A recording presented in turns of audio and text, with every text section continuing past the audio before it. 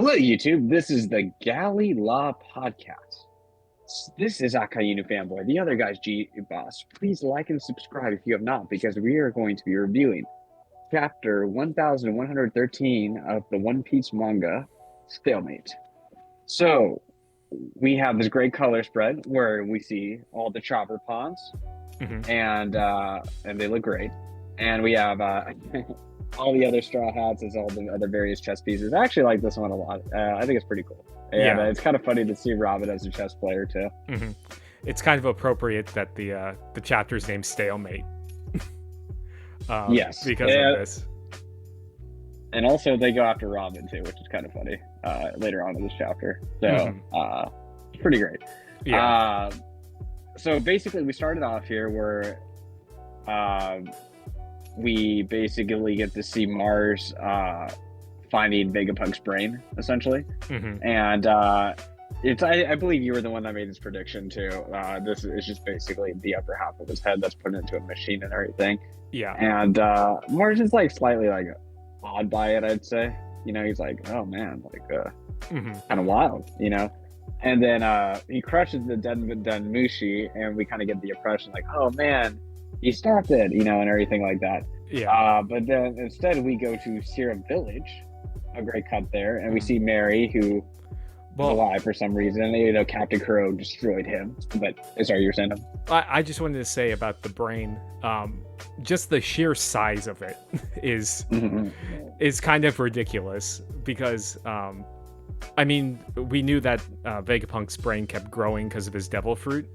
So yeah. It makes sense that he would have to cut it off if it kept growing like this, because we see Mars just eclipsed by it. In the thing. It is crazy. Yeah, thanks for pointing that out. I didn't appreciate how big it was in comparison to Mars.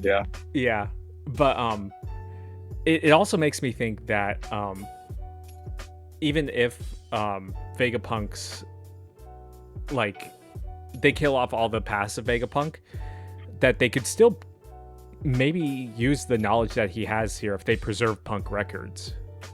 Yeah. But right. Yeah. Which maybe. But do you know who's this brain is bigger than do you know whose brain this is bigger than? Whose? Dragon. Yeah. I just wanted to point that out.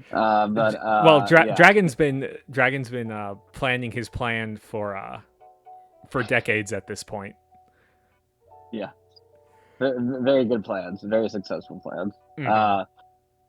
Yeah, so I thought that was like pretty crazy. Yeah, you're right. Yeah, the size and everything like that. And you know, he's asking, is your consciousness even housed here? And what I think it's like an interesting transition when we see Kaya here, where she's talking about Vegapunk's renown in the medical field. So it's good to see Kaya again. It's good to see the Usopp pirates and Mary's still alive, even though Captain Kuro annihilated him and stuff. So that was crazy. And we get to see Laboon, which is just always needed indeed. You know, so it's interesting to see the people that they are highlighting here. Well, I think it's interesting that they're showing Crocus, because Crocus would know all this, right? Like what's about to be revealed. Yeah, I assume so. And also, he's in a particularly interesting part of where the Grand Line starts too, as we get to this revelation later about the world's going to flood, you know, so yeah, it might have to do with the Twin Cape area, you know, for all we know. So I think that's kind of interesting. Yeah. But I think it was really funny when they go to Baltimore. It's hilarious. Like, just to see how like the Nightmare Baltimore, like, oh no, that was Frankie. Yeah. Oh yeah, that was Frankie that blew up everything. Yeah. I love how it's like an event, you know. Yeah. And everything. That was pretty great. And then it's good to see the Birdie Kingdom too. So it actually, like, I know sometimes like some people will say it's just kind of like cheap fan service sometimes, and just like to go back to all these islands and everything with some member berries. But I actually think it's cool, and I think it fleshes out the characters. And you get to see how big the world is, and you just have like some good memories of like reading the story back all the way to Saboti and stuff too. So I did appreciate that. Mm-hmm. But we do see like an update on the pirate island, but we don't see any updates of what happened to Garp or anything like that. Oh yeah, that's true. So we didn't see anything in regard to that. I actually think you can still see, if you look in the background, you can see the split that he did on the skull on the island. Yes. You see that? yeah, no, that was great. Yeah. So basically we get this external view of Egghead. We see Saboti again, and so Mars breaks the Den Mushi and doesn't stop the transmission, and then he realizes that this is a diversion. I do find it interesting how gullible I think like Mars was thinking that this is it, and I was also kind of thinking like, why didn't all the Gorosei just all go for this transmission at the same time instead of they're all kind of distracted doing different things, So I think it's a combination of like they're dealing with Nika and the Giants and the Pacifista and and I think they're underestimating Luffy, or not Luffy, Vegapunk. Okay. Yeah, because like, again, like I think it's important for me to bring up this point because the bad guys won their objective of killing Vegapunk. Like Kizaru killed Vegapunk, and they killed 2 of the Vegapunk paths, corrupted 1 of the 6. So like they won their objective, So like Luffy's taken an L in that sense, even though he's shown really impressive combat abilities, but they've taken the narrative L out there. But now Vegapunk's gonna get the narrative W, which is kind of interesting because like Luffy's not really contributing to the narrative W in terms of just getting out the secret to the world, It's just all Vegapunk's doing, which I think is kind of interesting. That he's the one that's bringing out this W, Yeah, because he's the one that fooled them, with his Den Mushi fake out and everything like that. So I thought that was kind of interesting, So, but I mean, it makes sense. Like the light should be shining more on him rather than Luffy for this arc because Vegapunk's been a legend throughout the entire story, Yeah. So it doesn't have to be the Lucky D Luffy show 24/7, So this is kind of more Vegapunk carrying this arc when you think about it, No, it has to be the Zoro show. Oh shoot, you're right. For the Zoro fans, they don't even read when Zoro's not in the chapter. Just letting you know, Vegapunk's actually a swordsman, and he's stronger, and that shows Zoro's stronger because Zoro's still alive and Vegapunk isn't. Yeah. So we'll talk about swordsman coming up in a little bit, but So we see more reactions and everything, and then so Mars is apologizing to the other Gorosei, and they're starting to realize more and more the brilliance, of what's going on here, and that York was telling them that he wants to carry the torch of the Oharan scholars, which is giving them flashbacks of Ohara, obviously, which with Clover and everything, and I think that is interesting that we get later on in this chapter, actually leading into. Yeah, obviously later on in the chapter where Robin's getting attacked, but she's getting defended. So it's an interesting narrative theme that they're representing that, and then they're also bringing Robin as another target for the story and everything too. So I thought that was kind of interesting. This is like no surprise here. My favorite part of the chapter was Sanji saving Body. Sanji's getting so much love in this arc. It's crazy. Honestly, I wish they would do it with Frankie. Like Sanji literally says, "Out of the way, Frankie." If anyone's gonna pull off an impressive rescue of Bonnie, it'll be me. Yeah, and it's like, give Frankie something. Well, didn't he took out that Vice Admiral? And it looked like it was a one shot. Yeah, but this is the Vegapunk arc that I don't know. Yeah, that's true. I agree. He should get more light in the sense of the Vegapunk. Yeah. Too dark. But this panel with Sanji was terrific.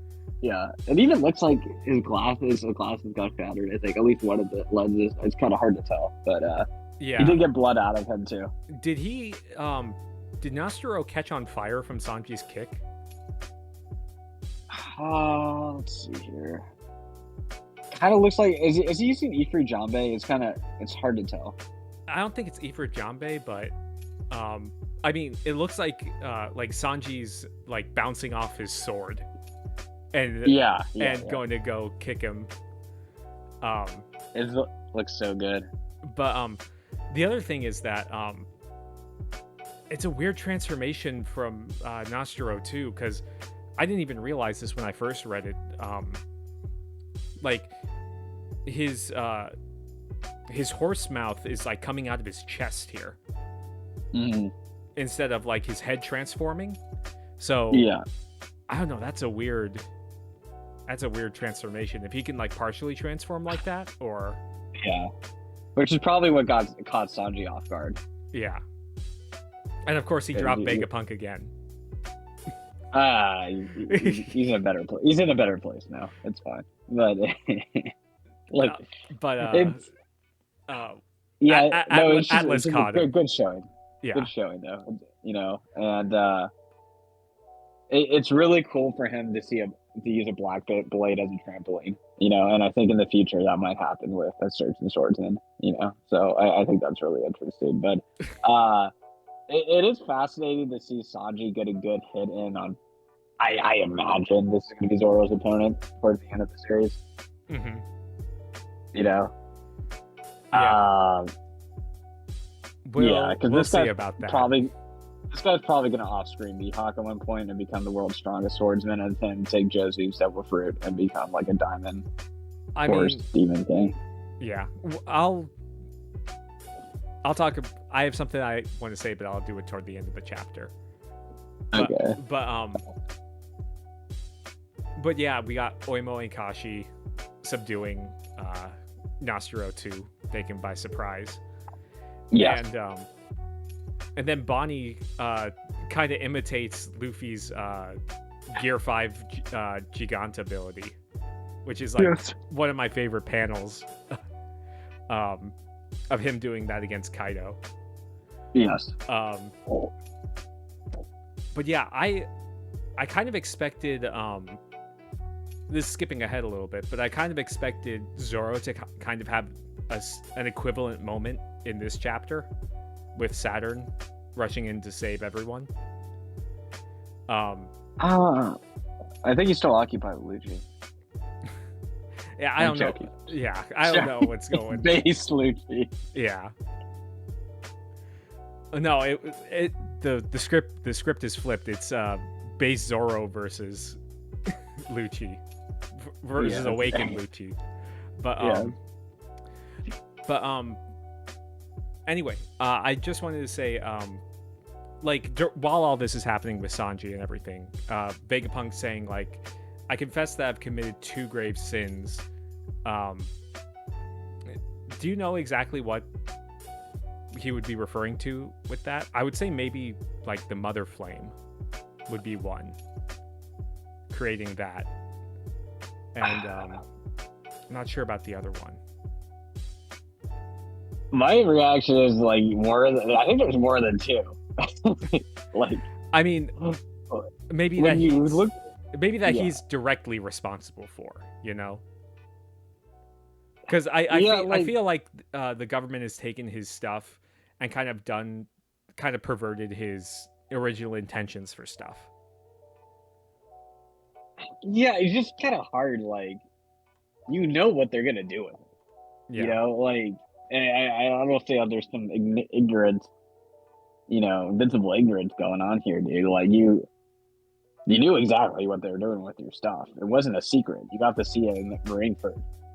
Like on a camera, you knew about O'Hara, you knew about all this stuff. And and I also think there's kind of like the issue of like, it's interesting how they cut over the Mads and everything, because like he kind of helped facilitate and give more power to Judge and Caesar and Queen, who did a lot of horrific stuff, all 3 of them. You know? So he's done a lot of bad crap. Vegapunk, like I just 2. I mean, like I said, the second one could be a whole myriad of things, but yeah, I don't know, because I have a lot. I like his character, but I'm very hard on his character though at the same time. Speaking of Mads, though, I did find it hilarious that Caesar's like, you can't just die. We just teamed up to surpass you. with Neo Mads, with Judge and him. Let's go. It's always good to see the German. Yeah, followed by the other thing with Morgan's bemoaning the fact that it's a direct broadcast rather than a newspaper.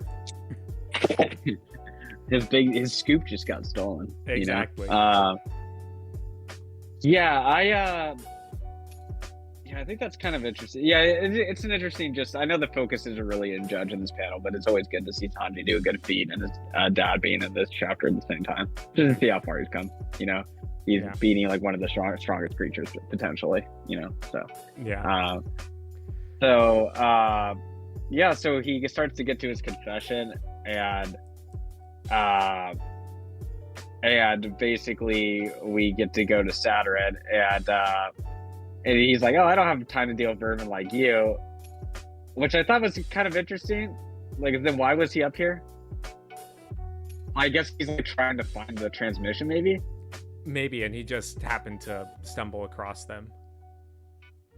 Yeah, then he sees Nico Robin, and yeah, there's just so much for them to like do. Like Bonnie, there's Robin, right? There's the transmission, and the capacity of the Pacifistas. And I like how he talks down on Akainu. You must be Nico, that woman Akainu let slip through his fingers, that impotent fool. And so like two things I get for this. One, I think this is kind of more of a fact pattern we're seeing between the Gorosei and Akainu, is that they don't like each other that much, you know? Just going back to when Doflamingo faked resigning from the Seven Warlords of the Sea, and they didn't tell Akainu about it, and Akainu sent that whole military force, and then he starts yelling at them like, you besmirched the face of justice by fooling us about this and everything, and then the Gorosei are like, you know, shut your mouth, like the only reason you have your position is because of us and everything. So it's interesting to kind of see a little bit more of that animosity between those two groups again. But what's also funny is like, Puzan's the reason why Robin got away. It wasn't Akainu, you know? I mean, I think it might be. Wasn't he in charge of the Buster Call though? It's kind of hard to say because like, they were all like vice admirals, right? And I wasn't sure if it's the case that like vice admirals are in charge of, which, like, it's never been established that a vice admiral, one of the 5 vice admirals, are in charge of the Buster Call. You know what I mean? Yeah. So that's why it's kind of like thrown off by it. Maybe like he was kind of elevated, and that's why he destroyed the boat full of innocent people. But the main reason he got away was because of Kuzan, you know, obviously, you know. But I don't think they know about that, obviously. So there's that element in there too, you know. But yeah, and then we get Saturn attacking them, and I'm surprised that like I would say that these are kind of the weaker characters, like Nami, Chopper, Usopp, and Brook. Yeah. That are fighting, and it looks like Brook like cut off one of Saturn's legs. Let's go. Which is surprising, and Chopper's tanking one of the things. I wonder if it's not like poison coated. And we have Zeus too and everything. Yeah. Well. So I honestly, this is actually a really touchy panel too. Their first instinct, even Usopp, was like to protect Robin. I thought that was incredibly sweet, actually. So, and also you get to see the weaklings do something, you know, like them going against one of the Gorosei, I think is impressive, you know. Yeah. So it does make Saturn stocks go down a little bit, though. I mean, he's going through a lot, like you said. Yeah. So, so what I did find interesting is that Mars is talking about how he wants to. Okay, so obviously we have York, you know, freaking out. She's not going to be able to be a celestial dragon now. Do you think that there is potential for her to end up helping the Gorosei, Yeah. like to preemptively, shut this off.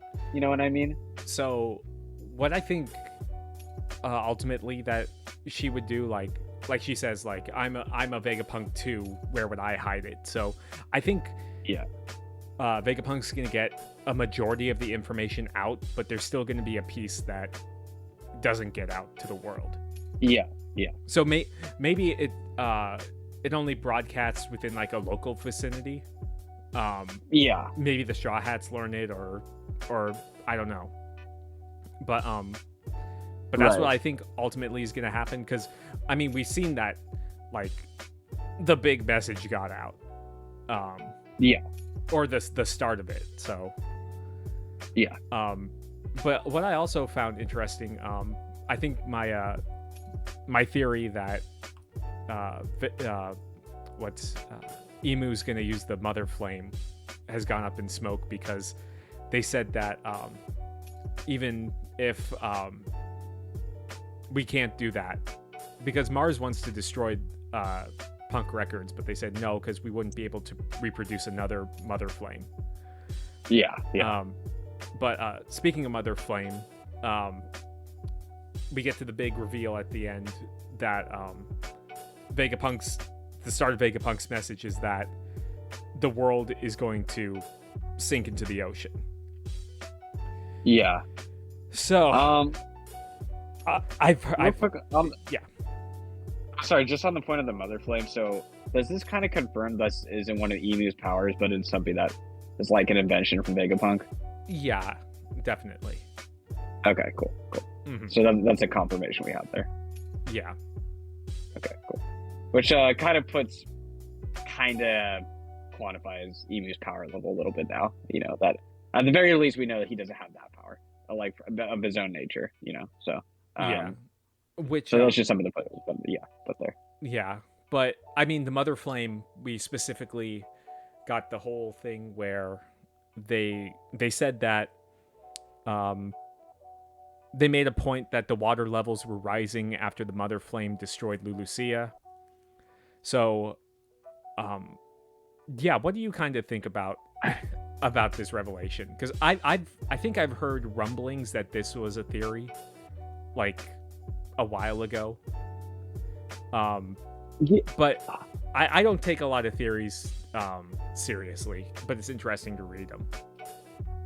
Yeah, I'm not a super big theory guy. I don't read too many of them, but one I was kind of consciously aware of was basically this theme of, what is it, like the Grand Line and the Red Line, them being destroyed is kind of like part of what's gonna help save the world, and the One Piece is linked to all this stuff. So water's kind of been a consistently big theme here, and how the water and the Grand Line basically divide the world when you think about it, so I think it kind of makes sense, especially how there was an arc, right, in Fishman Island, and so we get a shot of Fishman Island towards the end, which I find interesting there. But I mean, the arc's at the bottom of the ocean, and I thought it was going to be used for the fishmen to go to the surface, but yeah, I don't know, because there's also the whole thing about the destruction of Fishman Island, the prophecy from Madame Charlie. So, and that might have to do with kind of the end of the world and everything, and the Straw Hats. So there's definitely, I'm appreciating more and more of these connections happening, and I think it makes me want to get into more of the theory crafting. Honestly, like just this one chapter, I think it's actually like really cool. I appreciate more all the stuff Oda's been setting up now, the more that I think about it as we're talking. So I actually think it's pretty cool. Well, one thing that I did see pointed out a lot was specifically back in Water 7, they were talking, I think it was toward the end of Water 7, where they talked about Iceberg wanting Water 7 to be able to float so that it doesn't sink. Because there was the whole issue with Aqua Laguna and everything. Yeah. So I'm just wondering if Aqua Laguna could be related to the Mother Flame in any way. But it seems like the Mother Flame's a more recent invention, Yeah. Right. But there's a lot to dissect about this. But Yeah, and just even like, I think like there's, yeah, you're right. There's so many angles you could go with it, but I like appreciate it more. And I know one of my favorite theories, at least, is like the all blue is going to be when like the grand line and all the red line is basically goes down and all the oceans of the world can form together into one spot, and that would create the all blue. So I do kind of think like that'll be interesting. So, but I guess the question is more, why would the Gorosei would want to like flood the world? Because it kind of seems like they've spent so much effort into maintaining world order, and the balance and everything like that. So I guess like, why would you want to destroy it in such a matter after you've spent so long just to preserve the order effect? Well, maybe we're looking at it. A possibility is that we're looking at it the wrong way. Maybe we're looking at it. We're coming from the angle like the Emu and the world government are responsible for the world sinking. And I mean, we can kind of see that with the mother flame raising the water levels and everything. But what if it's like kind of a natural thing that's going to happen? Because specifically, like when Vegapunk's talking in his message, he says, I want to make one thing clear. Please do not assume that the ones who strike me down are evil, regardless of who they seem to be. I do not intend to discuss right and wrong here. I'm not qualified to judge such things. But I'm wondering if he's specifically talking about Kizaru, or if he's talking about the Gorosei, or ultimately, like, it's inevitable that this is going to happen. I think he's also like an amoral man of science at the same time. Yeah. Like, he doesn't, amoral, not immoral. It's just, like, that's just kind of in his whole career of, like, kind of washing his hands of it. It's just, yeah, I make stuff for the government. They help me advance my stuff, and that's it. Yeah. I know he wants to make, like, a prospering world and everything, but he does seem to have a scientific, materialistic, cold indifference toward the world, basically. Like, the moral nature of the world, he just doesn't really seem to care a lot of the times, like what the consequences come from his actions, Well, at the same time, he does with Bonnie and everything, but like his normative framework is indifference a lot of the time. I think he's just naive. He just kind of wants the best. He expects the best outcome for everything, but yeah. Then the ironic thing is the thing that might undercut his whole message is himself, though. Yeah. But like York is a glutton, but Vegapunk himself is also a glutton for invention at the cost of hurting other people in the process, though. So his like gluttonous nature towards knowledge is going to end up being his downfall of preventing the knowledge from coming out to the world, most likely. Yeah. But I also read something. I think we should do a further discussion about this topic later on, but I did see one thing that was pointing out that the celestial dragons are at the highest point in the world. So, yeah. So I was just about to say that. Yeah, so they wouldn't be affected by this at all. So yeah, I mean, there's a lot to talk about with this. Yeah, and I also kind of think of oh my gosh, the Tower of Justice. And Floppy, right? So how there's just kind of just like that whole empty chasm right there where there's no water, really. It is. There are just so many like obscure things which are just kind of like, oh, that's just quirky One Piece stuff, and then we carry on. But there might just be like something that's connecting all this when we think about it. I mean, I'm wondering if Long Ring Long Land will actually be important. It's possible, man. Because the guy was walking on stilts above everyone. Well, Dragon might actually do something one day. That's how crazy this can get, Well, Um, maybe we should finish it off with that. Do you think that this will, um, like, kind of unite people, or do you think that, um, and do you think Dragon will take advantage of it, or do you think that they'll say, "Oh, he's just some crazy," or the government will spin it saying he's some crazy person? Um, it's some crackpot theory or something. Because I can see it going either way. So I don't think the revolutionaries will do anything because they're just not useful. But I think with the Marines, though, it might influence some of them to like go a different way in their journey. And I just kind of think Kizaru, and I know people always clown on me for saying this, but I do think there's been like a moral battle going on in Kizaru's heart, and his head's not all the way into this. And that I think the person that seems the most indifferent and lazy to justice might actually have like a moral conversion here about his position in the world, you know?